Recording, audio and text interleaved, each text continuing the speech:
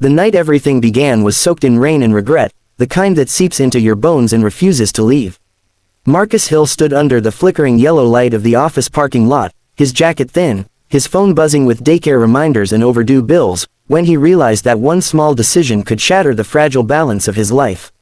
He was a black single father who lived minute to minute, paycheck to paycheck, and tonight he was about to help the one person powerful enough to destroy him without even trying. Before the story pulls you deeper into Marcus's world, take a second and do something small that means a lot. If you believe in kindness, second chances, and stories that remind us of our shared humanity, please like this video, share it with someone who needs hope, comment your thoughts, and subscribe to the channel. And tell us in the comments where you're watching from, because stories like this connect hearts across the world. Marcus worked as a senior night supervisor at a high-end marketing firm, a job he earned through relentless effort and quiet resilience. After his wife Elena passed away from complications after childbirth, the world did not pause for his grief. He had a newborn son, Caleb, and no room to fall apart. Every morning he packed bottles with shaking hands, every night he fell asleep in a chair beside a crib that felt too big and too quiet.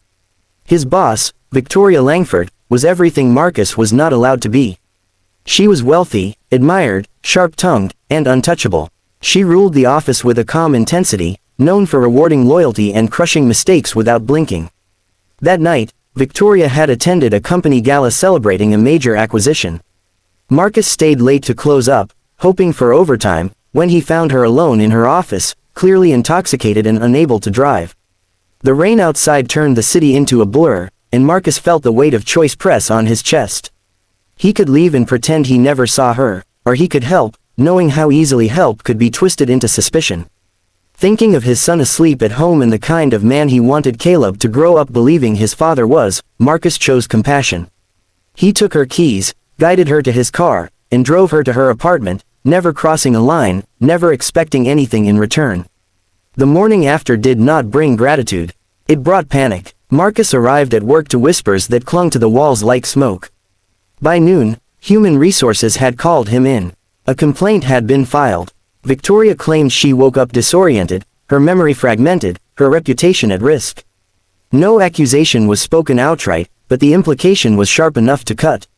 Marcus felt his throat close as years of quiet dignity were reduced to a single night of misunderstood kindness. He was placed on leave pending investigation, escorted out by security as coworkers avoided his eyes. The news spread fast, and by evening, Marcus's name was stained with rumors he could not wash away. At home, he rocked Caleb through the night, tears falling onto the baby's blanket as he imagined losing everything. The job, the health insurance, the apartment, the future he was building brick by brick. He had no powerful family, no expensive lawyer. Just truth, and the terrifying reality that truth often struggled to survive without influence. Days turned into a blur of anxiety. Bills piled up, the daycare called, his mother offered prayers she could barely afford herself. Marcus replayed that night again and again, searching for a moment he could have chosen differently, wondering if kindness was a luxury men like him were never meant to afford. As the investigation unfolded, cracks began to appear in Victoria's story. Security footage confirmed the timeline. Ride logs showed Marcus drove directly to her building.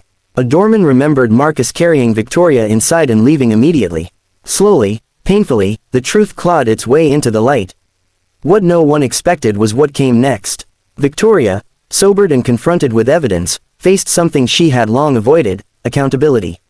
Her life had been a fortress of control, but one careless night had exposed her fear of vulnerability and the damage her power could cause. When Marcus was called back into the office, he expected a termination letter or a settlement offer wrapped in silence. Instead, he received a formal apology, reinstatement with back pay, and a private admission from Victoria that her actions were driven by shame and panic, not truth. It did not erase the pain, but it cracked open a door Marcus never knew existed. Victoria took responsibility publicly, stepping down temporarily, and funding diversity and bias training that forced the company to confront uncomfortable realities. Life did not magically become easy for Marcus. Trust took time to rebuild, and scars remained. But something shifted. Coworkers who once whispered now stood beside him. His story reached beyond the office, reminding people how easily good men can be broken by assumptions and how courage sometimes looks like standing still while the world rushes to judge. Marcus kept working, kept raising Caleb with gentle strength, teaching him through example that integrity mattered even when it hurt. Years later, Marcus would watch his son run across a playground, laughter bright and unburdened, and feel a quiet pride settle in his chest. He had survived not because the system was kind, but because truth had allies, and because he never let bitterness steal his humanity. His kindness nearly ruined his life, but it also revealed the kind of man he truly was. If this story touched your heart, if it made you feel something real about fairness, compassion, and the courage it takes to do the right thing when the cost feels unbearable, please take a moment to like this video, share it, and subscribe. Your engagement helps stories like this reach people who need them most. Before this story ends, tell us in the comments what this journey made you feel and whether you believe kindness is still worth the risk today. And as the screen fades to black, remember this: sometimes the darkest nights do not come to punish us, but to reveal the quiet strength we carry, waiting for the dawn.